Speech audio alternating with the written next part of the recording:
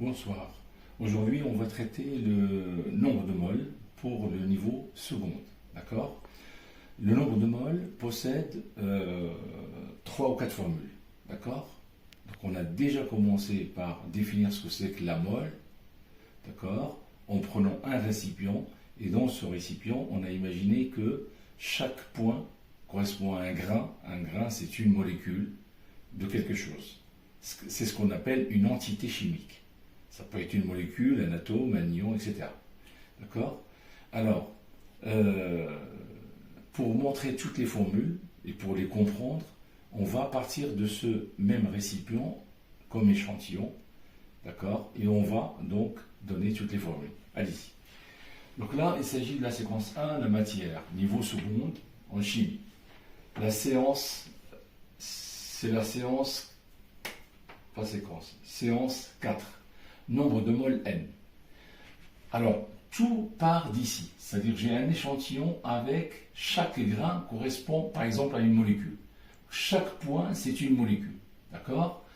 Et chaque rond rouge, c'est une mol. C'est ce que j'ai mis ici. Ça, c'est une mol. Voilà. J'ai fait ça. Ça, c'est une mol qui contient un nombre précis. Il contient un nombre précis de molécules. D'accord? Ce nombre précis de molécules, ça s'appelle le nombre d'Avogadro. Il est là. C'est 6,02 10 puissance 23 mol moins 1. D'accord? Donc, voilà, ça, on en a déjà parlé la dernière fois et on a écrit cette formule-là. Le nombre de mol dans cet échantillon, le nombre de mol, est égal à le nombre de molécules totales. Ça, c'est n molécules. Hein, si je compte molécule par molécule, point par point. Donc le nombre total de molécules, ça s'appelle n, grand N. C'est ce que je mets ici. Et le nombre de molécules qui sont à l'intérieur d'une seule mol, ça s'appelle le nombre d'Avogadro, ça s'appelle Na. Donc si je divise n par Na, je trouve le nombre de mol. Cette formule-là, on l'a vue la dernière fois. Celle-là, on va la voir tout de suite. C'est-à-dire, imaginons que ce récipient qui contient les molécules et les mols, supposons qu'on le mette sur une balance. Ça, c'est une balance. Donc, la masse totale de toutes les molécules, ça s'appelle petit m. Ça, c'est la masse totale de toutes les molécules. Tous ces points-là, ça correspond à des molécules. Donc, supposons que ce petit m représente la masse totale de tout ça. D'accord? Alors, sachant qu'une molécule, hein, un point, c'est une molécule. Une molécule, elle possède ce qu'on appelle la masse molaire. Hein, la masse molaire. Par exemple, la masse molaire de H2O, par exemple, est égale à la masse de H2 plus la masse de O. Masse de H2, c'est 2 fois la masse de H. 2 fois la masse de H plus la masse de O, la masse molaire. Donc la masse molaire est donnée. Pour chaque atome, on a la masse molaire de l'atome, elle est donnée. Donc si j'additionne la masse de l'oxygène, la masse molaire de l'oxygène, plus 2 fois la masse de l'hydrogène, eh bien je vais trouver cette masse, la masse de la molécule H2O. C'est ce que je mets ici, par exemple. Pour si les molécules ici, c'était des molécules d'eau. Voilà. Donc, dans ce cas-là, le nombre de mol est égal à m sur m. Pourquoi? Parce qu'on fait une règle, un produit en croix. Une mol correspond à une masse molaire, d'accord? Et n mol correspond à x. Donc x est égal à ça fois ça. En fait, x c'est m, la masse totale. Les n mol correspondent à cette masse totale. N mol correspondent à la masse totale. Une seule mol correspond à m. Donc le produit en croix n fois m est égal à 1 fois m. Ce qui me donne cette relation-là. Hein? Une mol correspond à la masse molaire et n mol correspond à la masse totale. 1 fois m égale à m est égal à n fois m. D'accord? Donc m est égal à n fois m. M est égal à n fois m. C'est cette relation-là. Donc on en tire la valeur de n.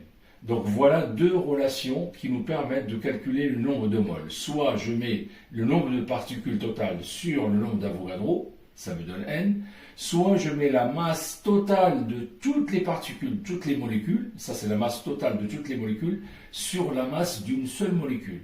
Si je fais ça, j'obtiens aussi n. Voilà. Et il y a une troisième relation, n égale à c fois v. En fait, quand j'ai un récipient avec une solution, donc j'ai mis une solution c'est un soluté plus un solvant, d'accord? Donc le soluté, ce sont les molécules, par exemple, les molécules de sel, par exemple, et le solvant, c'est l'eau. Si je mélange les deux, j'ai une solution avec un certain nombre de moles, c'est le nombre de moles, d'accord, qu'il y a là, de sel, par exemple, et j'ai une certaine concentration. Donc la définition de la concentration molaire est égale à un nombre de moles divisé par ce volume-là, ce volume de solution. D'accord? Si je divise le nombre de moles ici par le volume de solution, n divisé par le volume de solution, ça me donne la concentration. Ce qui me donne n égale à c fois v. C'est cette relation que j'ai mise ici. Donc j'ai trois relations qui me donnent le nombre de moles.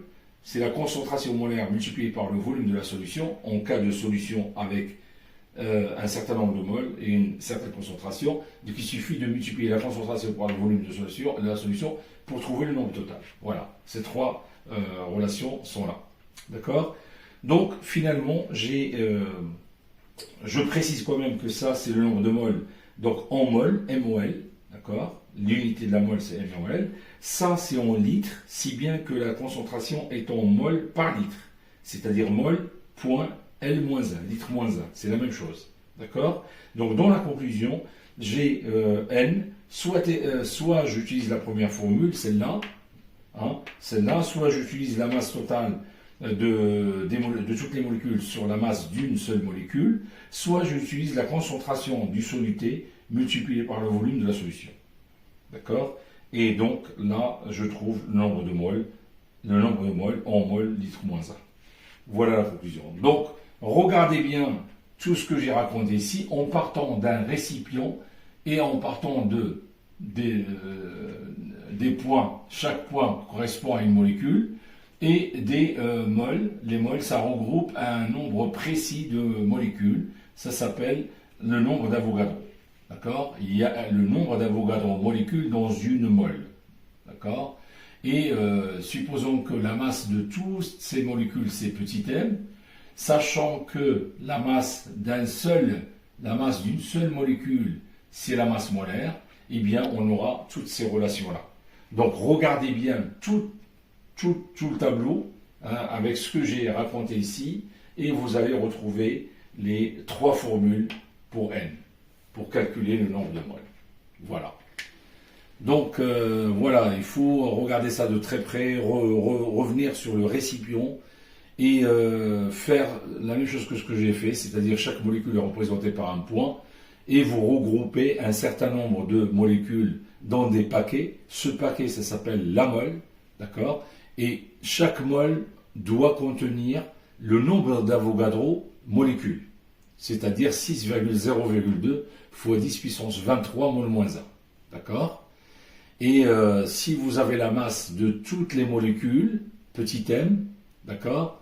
Et vous avez bien sûr la masse d'une molécule, eh bien, si vous divisez la masse totale de toutes les molécules par la masse d'une seule molécule, vous trouvez vous trouvez que c'était égal à n, le nombre de moles.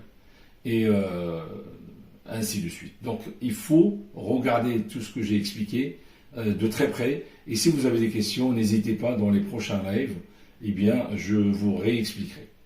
Donc, il faut bien réviser tout ce que je viens de dire et se concentrer. Puis après, on verra si vous avez des questions. Merci et au revoir.